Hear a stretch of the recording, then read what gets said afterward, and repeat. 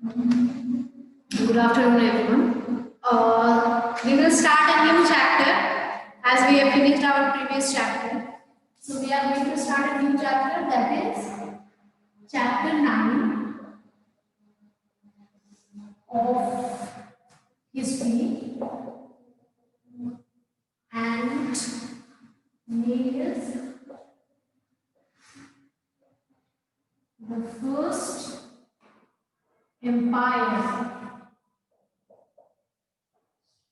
and the great Emperor Ashoka.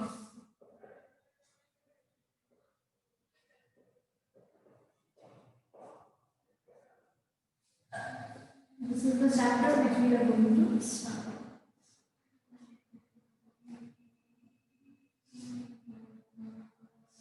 So, the first thing is, we from where did we started in history? We started from early people, when people were hunters and gatherers. Yes, hunters and gatherers, they were from there we started. Then we studied how the civilization developed, right? Indus Valley civilization, Harappan civilization, how the different civilizations developed. Then we discussed how their political situation, how their society grew. Yes, we have discussed about Vedic period. Yes, how the society were developed, how then society was divided, now how the society was functioning. That all thing we discussed. When society was, when it was discriminated, that also we discussed. Now with the discrimination, new ideas came into existence. Now new religions came into existence. That also we discussed. Now we also discussed about Janapadas, Mahajanapadas and kingdoms. Right? There were Janapadas and the stronger Janapadas became the Mahajanapadas. That we have discussed. Now from Mahajanapadas, how it became kingdom and how it grown up as the empire. Generally what we do, empire and kingdom, both we take in same meaning, but that has a different meaning, totally different meaning. Okay? Kingdom will have a king. Kingdom will have a king, and empire is a samrajya, a very big area covered into the in the control, a very big area in control. That will be empire. So till now we have discussed how Janapadas were there, how Mahajanapadas were there, how did they grow, that all things. Now we will discuss how the first empire came into existence. That first empire came into existence in the time period of Ashoka. So that we will discuss. Now suppose if there are different states are there. So these different states will have different kings. Yes? And they have different kingdoms. These all are one different kingdoms. Okay. So they all are different kingdoms. But when it comes for empire, when the word empire comes, that means this all is under control of one emperor. This all is under control of one emperor. So emperor has a very large area under his control, and compared to king, a large area to control, large area to rule on. Understood? This is the difference between king and empire. A king and emperor, and kingdom and empire. Understood? So here we will discuss about first empire. So till now whatever we read in ancient history, there was no empire. There were small kingdoms like Chola dynasty was there, who was ruling in south, Vijayanagara empire, then Deccani Sultanate. So there were kingdoms, right? In Mughal empire we have read. No, we haven't. That is in class 7. That is all class 7, not in class 6. In class 6 we have only read about Janapadas and Mahajanapadas. this was the first empire in the time period of Ashoka. And Ashoka is considered as a great king. Great emperor, sorry, not a king, great emperor. Why he is considered as a great emperor? That we will discuss. Okay.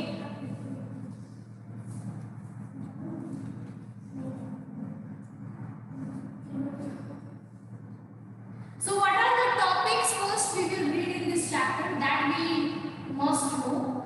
So the topics which we are going to read in this chapter is a very big kingdom.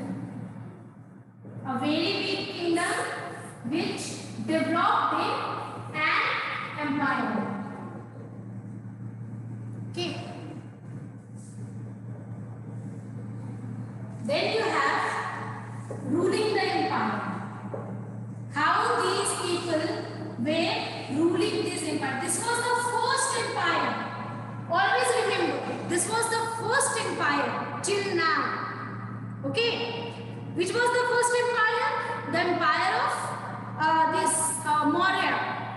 That was first empire. Okay. Now, a very big kingdom which grew as an empire, which developed as an empire. How they were ruling the empire, that also we will discuss. Now the emperor and the capital city, the emperor and the capital city, that we will discuss. So obviously emperor was Ashoka. Now we will read about Ashoka, a unique ruler. A unique ruler and Kalika born. A unique ruler and Kalika born. What was Ashoka's Dhamma?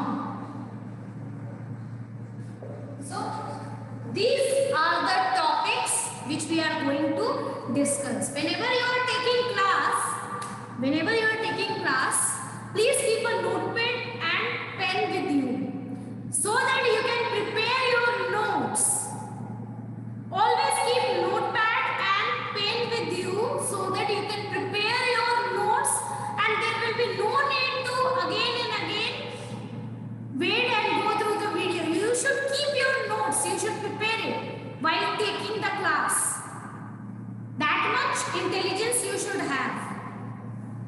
Okay. Because the answers you people are giving, this Abhinav Anand, I don't know what this person is doing here, what this student is doing here, I don't understand. This Divyanshu, these are useless students. They don't know how to read the homework. They never read the complete homework. They always give the incomplete homework to me. पूरा homework तक पता नहीं होता है इनको कि homework क्या है. This Abhinav Anand, he is always sending me one PDF that is of Panchayati Raj. I don't know why. He only has prepared one PDF till now, which he is always sending to me. That kind of students I have, intelligent students I have in my class. They don't know how to read the complete homework. You get homework on Monday and Wednesday. Either they will give me the homework of Monday, either they will give me the homework of Wednesday. They will never give me complete homework. That kind of students I have here in the class 6.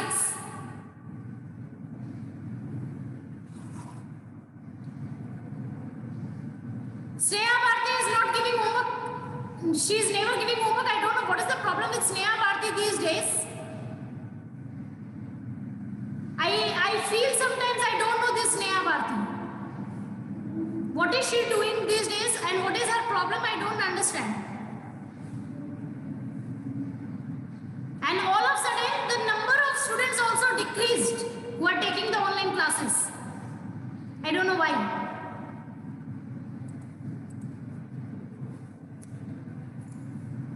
Okay, so these are the topics which we are going to study in this chapter. Okay.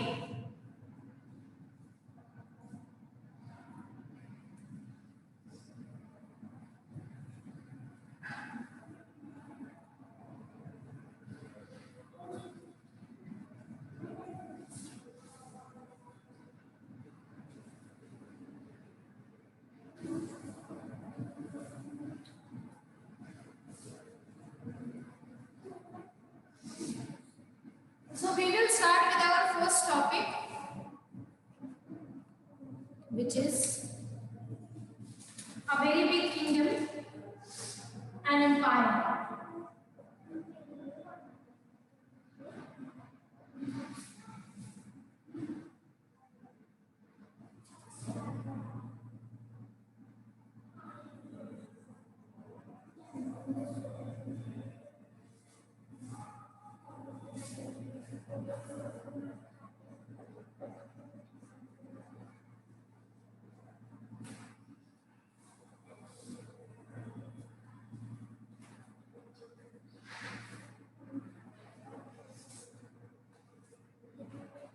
So let me tell you something. Have you seen the currency? Indian currency I am talking about. I am not talking about the foreign currencies. You must have seen the currency. So when you see a 10 rupee note, when you see a 10 rupees note, you will see a lion capital here. At this corner, you will find a lion capital. There are heads of the three heads you will see. You will see there are three heads of the lion. So what is that? That is actually our national emblem. The lion capital is our national emblem. So now you must be thinking, ma'am, you were about to teach us Ashoka. Now why are you teaching about this lion capital? So this lion capital has been taken from that time, Maurya Empire. Okay. So this lion capital actually has 4 heads. That means when you will see the total sculpture, you will find that it has 4 heads. That 4 head indicates PPCC. This 4 heads indicates PPCC. Now you will tell what is this PPCC. So this PPCC is power, pride, then you have courage and confidence. So each head of the lion represents who is this stupid one? Riya Kumari.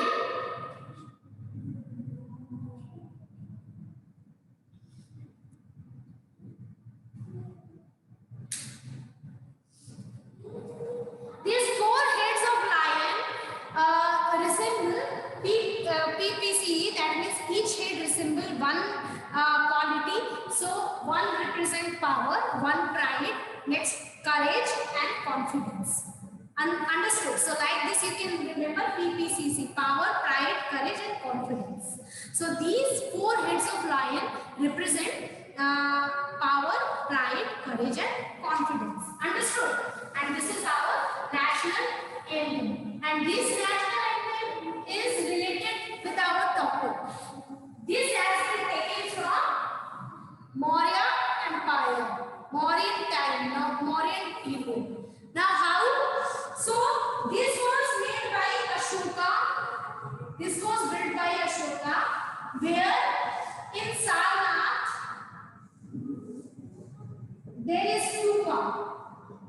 So in Sarnath stupa, you will find this lion has been made.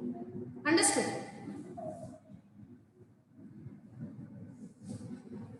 Now this Ashoka was one of the greatest ruler known to history. He was a great ruler.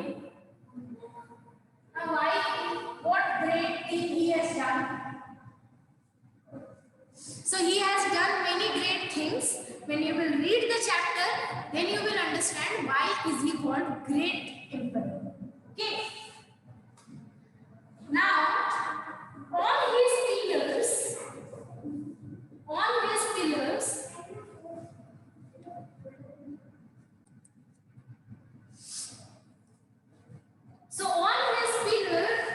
on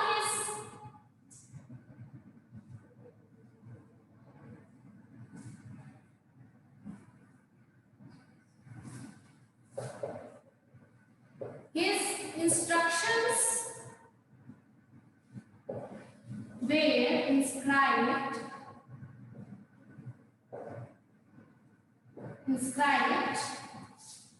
on pillars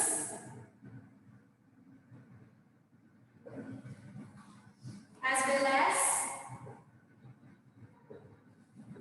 on rock surfaces.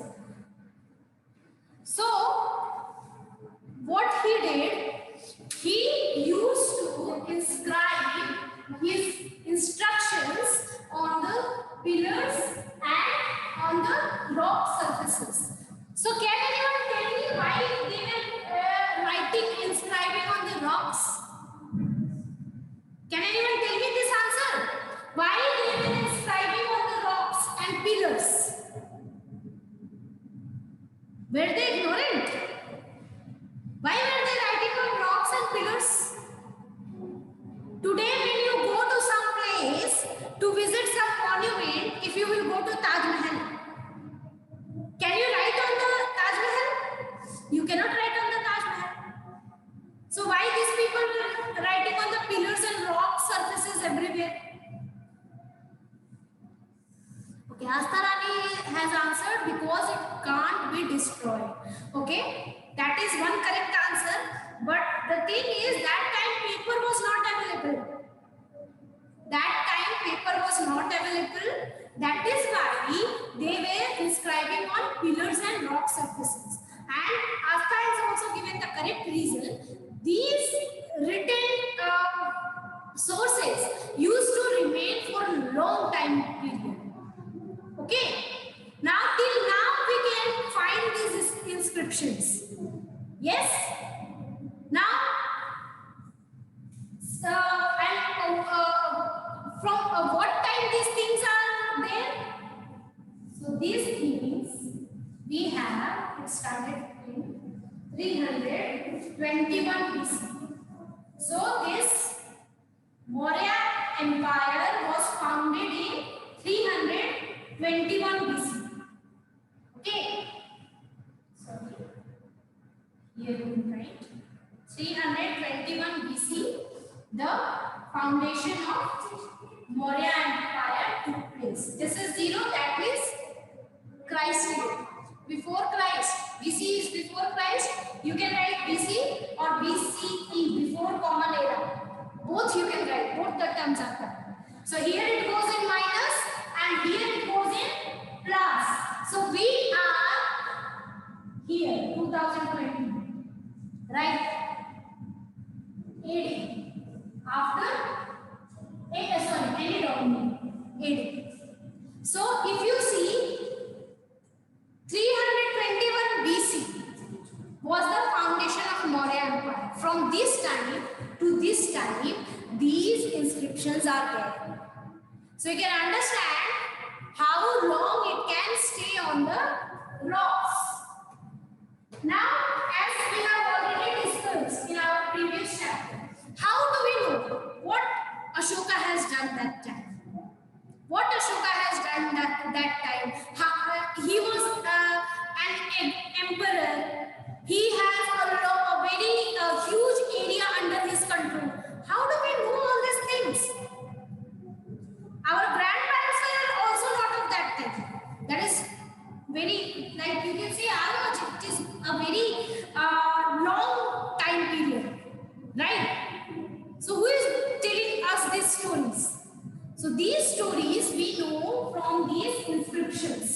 of the rocks and pillars, whatever they have written, by going through that, we make the assumption that these things may have taken place like this. Understood? Okay. Did you have any question? Anyone having any questions till now?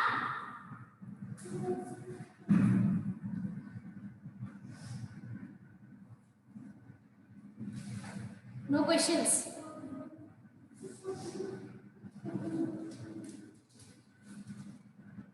So, if you see this Mauryan Empire,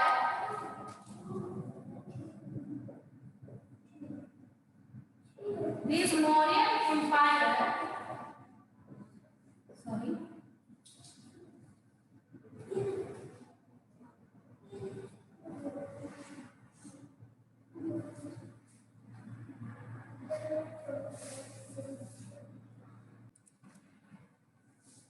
this Mauryan Empire was founded in 321 BC.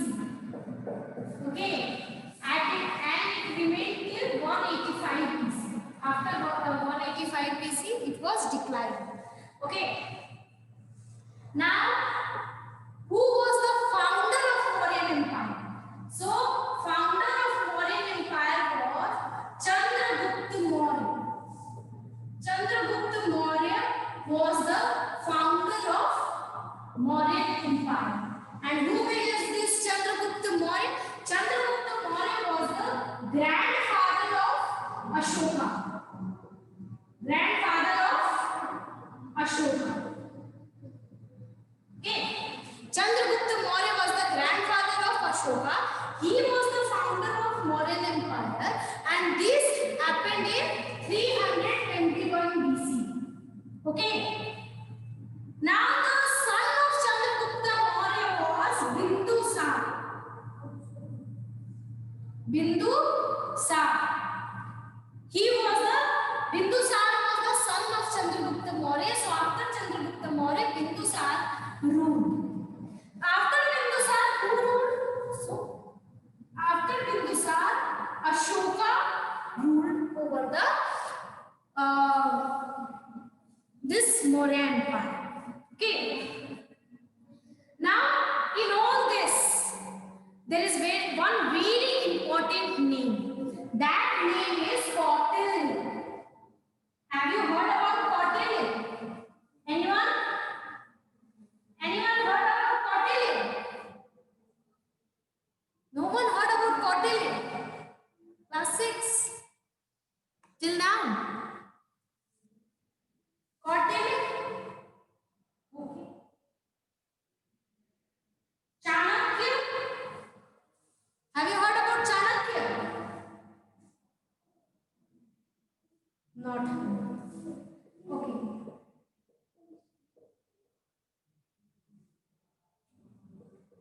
This Kautilya was also called Chanakya and also called Vishnugupta. Okay, he was having these three names you will find, and these all three names is of one person: Vishnugupta, Kautilya, and Chanakya. Okay. Kyastarani has heard about Chanakya. So he was the main, if you see, pillar among this Mauryan Empire. Without Chanakya, it was not possible that this Chandragupta Maurya will come into the power. Before Chandragupta Maurya, there was Nanda dynasty. So before Chandragupta Maurya, there was Nanda dynasty. Okay.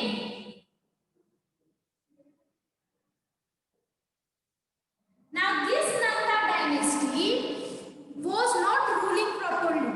They were not able to rule properly. Okay. They were kind of they always used to enjoy their life. They were king, so they wanted to live like a king. Only enjoy like a king. Okay, so they were not taking any responsibility. In fact, they were only enjoying like the king. So what happened? They were not able to rule properly. Now this Chanakya, he actually gone to this ruler of this Nanda dynasty. He went to the ruler. He told that this kind of attack is going to be done. So this thing happened. But that ruler, what he did? He actually insulted Chanakya. Understood? He insulted Chanakya. So there Chanakya thought that this person is incapable. He is incapable of being king. Okay? And he started searching a person who is capable to become king.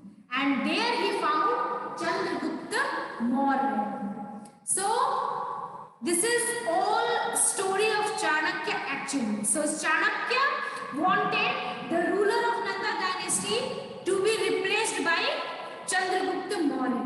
So Chandragupta Maurya actually trained this Chanakya actually trained this Chandragupta Maurya, and after that they thrown this ruler of Nanda dynasty from the throne, and Chandragupta Maurya founded the Maurya Empire. So here Nanda dynasty was declined and Maurya Empire was founded. Till here is story understood? Understood or not? So this was a kind of revenge of Chanakya. Okay. The ruler insulted Chanakya. So and Chanakya also had seen that this is incapable. This ruler is incapable. He cannot run the place properly, the kingdom properly. Okay. So what he did, he thought that I will replace this king with a capable person. And now that is how he found Chandragupta Maurya, and then Chandragupta Maurya was trained by this Chanakya and he founded Maurya Empire. Okay.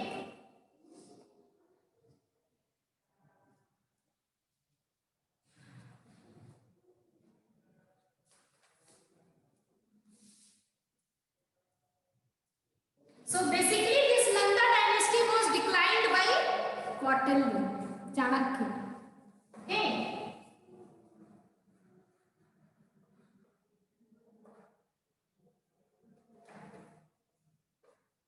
Any questions till now, anyone? If you have any questions till now, please ask. Okay.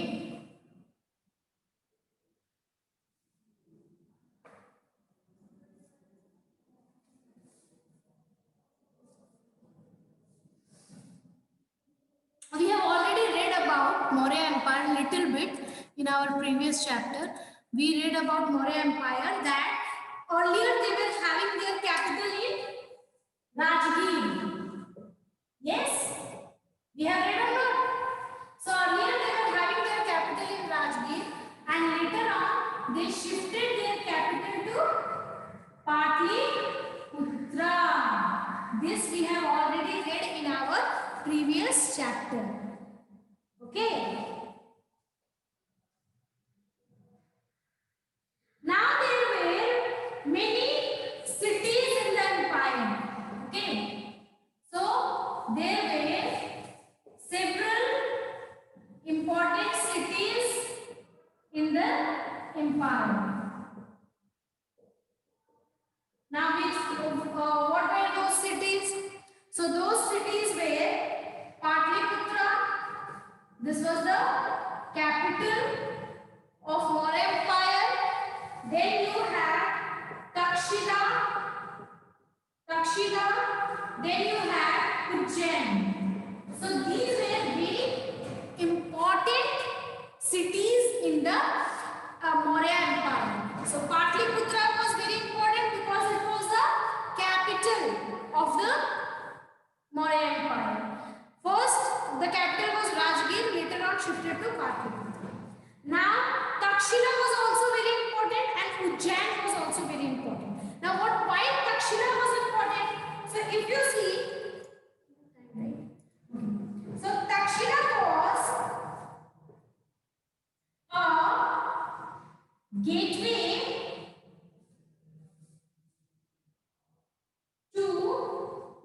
the north west, including Central Asia. Okay. And Ujjain lay on the route north to south. So that is why these two places were very important. So why it was important? When you will go through map, you will understand. So in it, this was sorry. Suppose if this is India, this whole area. If you see, this whole area was covered by Maurya. Here, Pakistan, Afghanistan, still Afghanistan was covered by, was in control of Maurya. Now, Takshashila was somewhat here, and Ujjain is somewhat here. So, Ujjain, you will see, it is a center point. Ujjain is a center point. So, this is south. So, when a person is moving from north to south, this is the center point. When they are moving from south to north, this is the center point. That is why Ujjain was very important, because it was the center point when a person is moving from north to south or south to north. Understood? So this was the center point. That is why Ujjain was very important. Takshila was important because here Takshila is there and it was a gateway to the northwest. That means if a person wants to go to northwest area, they have to come to Takshashila. So Takshila was important because it was a gateway to the northwest. If they want to go to northwest countries, they have to reach Takshila first. So that is how Takshila was very important. Understood? So these, and why Patliputra was important? Because Patliputra was the capital of the Maurya Empire. Understood? Till here, anyone, any question? Tomorrow we will go through the map also and we will understand everything. Today we will do the map work also for this chapter. Okay. Is there any question? Anyone? Okay, fine. So, thank you everyone for today. We will end our class here only. Tomorrow we will continue with the same topic. Thank you.